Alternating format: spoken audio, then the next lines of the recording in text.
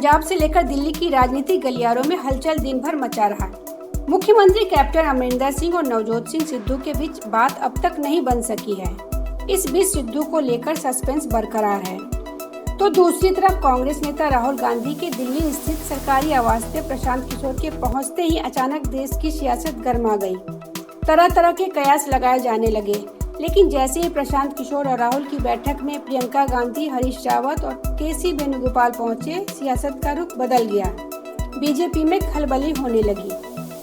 BJP की व्याकुलता कुछ ज्यादा ही बढ़ गई है। यह व्याकुलता तब तक रहेगी जब तक इस बैठक की सच्चाई सामने नहीं आती। वैसे ठगनी राजनीति की असली सच्चाई कभी बाहर नहीं आती, केवल अनुमान से ही काम चलाना पड़ता है। इस बैठक के कई कयास लगे, कई मायने निकाले गए। एक मायने तो यह निकाला गया कि अगले साल पंजाब में चुनाव है। मुख्यमंत्री अमरिंदर सिंह और सिद्धू के बीच टकराव जारी है।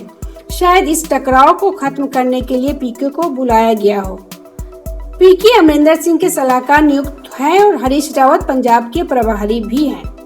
बहुत संभव है कि सिद्धू के मसले पर ही यह अहम बैठक हुई हो। जिस तरह से सिद्धू ने आम आदमी पार्टी के प्रति अपनी दोस्ती की बात की है, संभव है कि इसको लेकर ही राहुल गांधी ने पीके से बात की हो। ऐसा भी हो सकता है, लेकिन प्रियंका की मौजूदगी बहुत कुछ कहती है। फिर हरीश रावत की मौजूदगी भी कई सवाल पैदा करते हैं। माना जा रहा है कि पीके के साथ यूपी चुनाव को लेकर भी बातें की गई हो। इसके साथ ही उत्तराखंड चुनाव को लेकर भी मंथन हुआ हो। यह भी संभव है कि आगामी लोकसभा चुनाव को लेकर बातें की गई हो। बहुत सारे सवाल हैं, बहुत सारे कयास भी है। बीजेपी को लग रहा है कि कांग्रेस यूपी और उत्तराखंड को लेकर पीके की सेवा लेना चाहती हो, और ऐसा हुआ तो बीजेपी की परेशानी बढ़ सकती है। जिस तरह से बंगाल चुनाव में पीके ने कहा था कि बीजेपी को 100 से कम सीटें ही मिलेगी और ममता की भारी जीत होगी, ठीक वैसा ही हुआ। यूपी की कहानी यह है कि ऊपर से देखने में वहां सब कुछ ठीक दिखाया जाता है, लेकिन भीतर से योगी सरकार के प्रति नाराजगी बहुत ही ज्यादा है। यही वजह है कि पिछले 4 दिनों से यूपी चुनाव को ही केंद्र में रखकर संघ की बैठक चित्रकूट में चलती रही।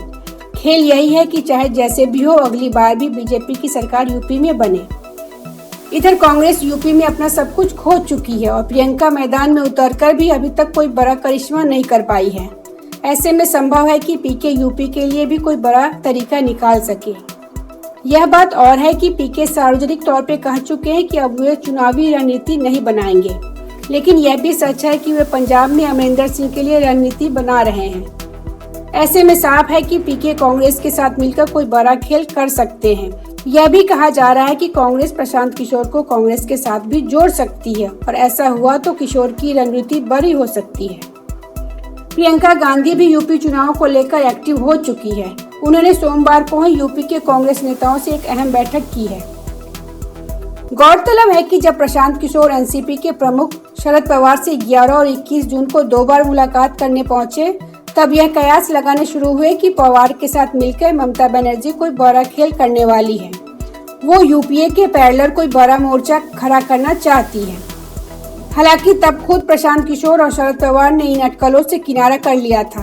दोनों ने कहा कि कांग्रेस पार्टी के बिना थर्ड फ्रंट का कोई अस्तित्व नहीं है। जाहिर है कि प्रशांत किशोर कांग्रेस के लिए कुछ बड़ा करने को सोच रहे हो, और ऐसा होता है तब बीजेपी में खलबली तो मचेगी ही। Bureau report, public news.